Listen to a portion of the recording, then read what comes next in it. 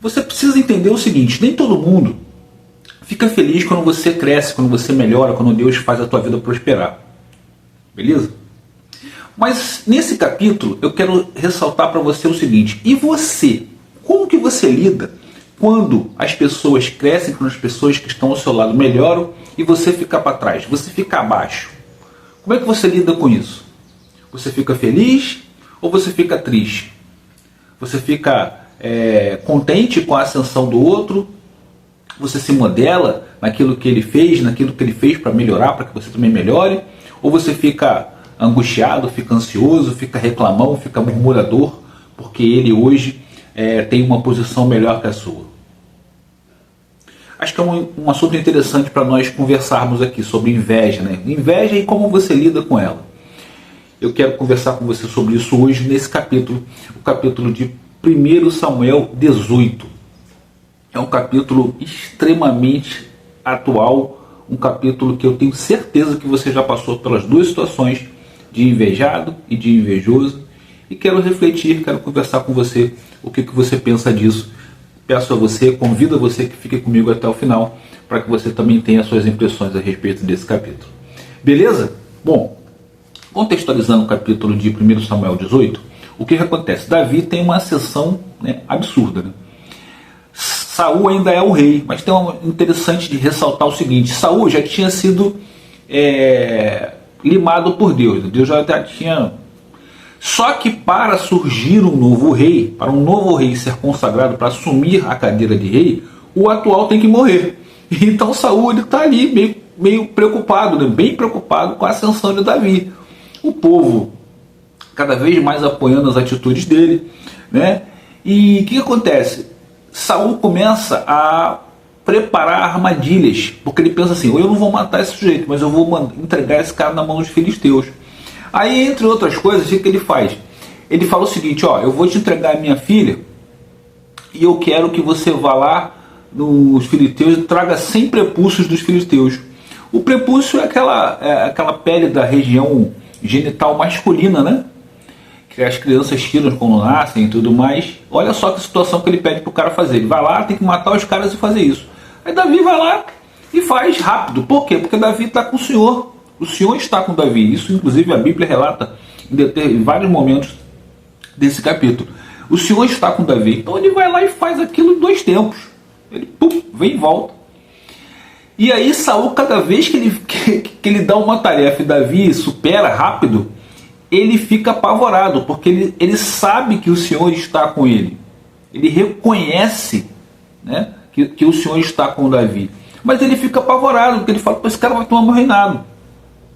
Numa situação dessa que Davi volta, né, vitorioso lá com a tarefa que ele havia feito, mulheres entoam cantos, né, dizendo que Davi derrubou milhares, enquanto Saul derrubou centenas. Aí Saul meio que questiona: peraí, quer dizer que eu derrubo pouco e ele muito? Daqui a pouco ele tem o meu reinado. Ou seja, é isso que a gente está falando aqui, né? Ele está apavorando, ele já sabe, na verdade ele já sabe que a hora dele chegou.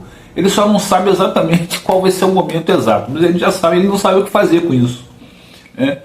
E aí ele cada vez começa a ter mais inveja daquilo que está acontecendo com Davi, e Davi tem um comportamento muito interessante. Ele se mantém tranquilo, sereno. Ele não trata mal Saul, ele não distrata, ele não vai questionar Saul, ele mantém a atitude dele correta aos olhos do Senhor. Porque é muito claro para mim aqui que nesse momento, nesse contexto, Davi ele quer agradar o Senhor. Ele se sentiu ofendido porque o gigante lá, o Golias, que estava falando mal do Senhor, então ele está querendo defender a fé dele. Ele está querendo defender aquilo que ele acredita, que é em Deus. Então ele não está preocupado com o redor. Ele não está preocupado com o que as pessoas pensam dele. Ele está preocupado em seguir as ordens do Senhor. Isso é muito interessante, muito importante que a gente preste atenção também nesse capítulo, para que a gente possa usar na nossa vida, né? Então, cada vez mais isso vem acontecendo. E um outro fato também muito interessante, nesse capítulo já me passando em branco, é que Jonatas, filho de Saul, ele faz uma aliança, ele cria um laço de amizade absurdo, gigante com Davi. Quando ele vê Davi fazendo todas aquelas maravilhas, logo no início do capítulo a Bíblia fala isso. eles têm um encontro de alma, uma coisa realmente assim, sobrenatural. Porque Jonatas, inclusive, dá tudo dele, dá as vestes dele, dá as armas, roupa. Olha, cara, ele percebe, olha, diferente de Saul, ele reconhece e ele valoriza o propósito que Deus tem para Davi.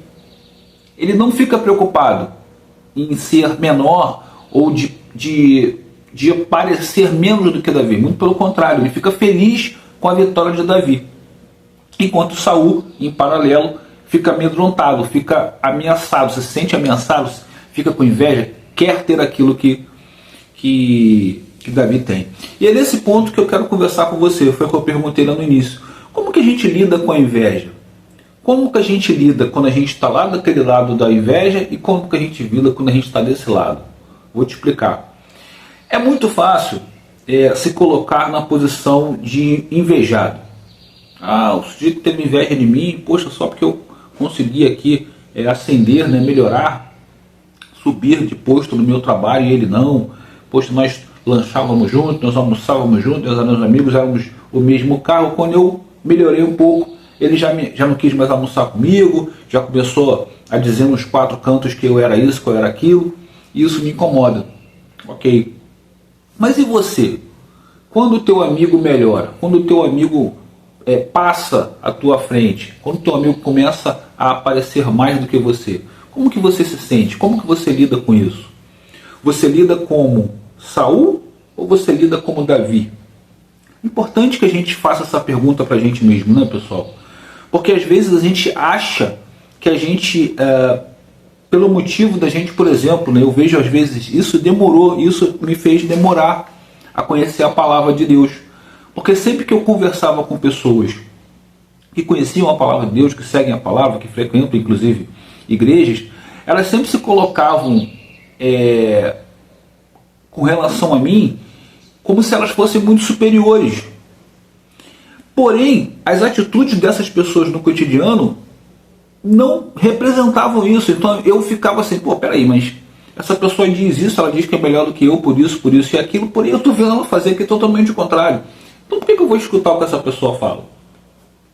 Isso dificulta. Dia desses eu conversei com isso sobre uma amiga. Como dificulta, isso cria paredes, isso não cria pontes. E ao tempo todo você vê, se você se pegar pelo menos em Jesus, só em Jesus, tá? Você vê ele o tempo todo criando pontes. Ele não diz assim, não, eu não vou lá na tua casa porque você é um centurião romano. Pelo contrário, ele vai lá para tentar ajudar. Ele quer ir lá para ajudar o filho do centurião romano. O centurião romano é que diz, não, eu não mereço que o senhor vá à minha casa. Não faça isso. Mas Jesus vai. Jesus senta-se para comer com bandido, com ímpio, com gentil. Não está preocupado. Ele quer criar pontes. Ele quer tirar você de lá, do lado ruim, para vir para o lado bom, para conhecer a palavra. E a gente hoje vê muito pessoas que criam justamente barreiras. Não, você não pode isso porque não, você não é isso. Você não pode conhecer a palavra. Tá entendendo? Criam muitas leis, barreiras para que a gente consiga chegar. E é justamente o contrário. Eu quis ressaltar isso nesse capítulo porque às vezes a inveja ela é gerada por isso, por uma ignorância, por não entender o que Deus está fazendo com a vida do outro. Porque quando a gente tem essa clareza, quando a gente tem essa consciência, a gente vê pelo outro lado, a gente vê como Davi, a gente vê como Jonatas, né?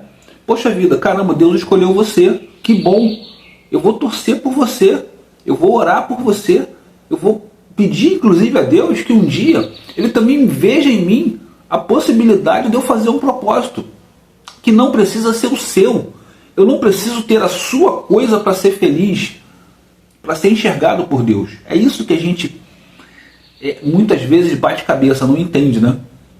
O fato de alguém melhorar, de alguém ter um carro melhor que o seu, ter uma casa melhor que a sua, não significa dizer que você também não possa ter alguma coisa que seja boa para você.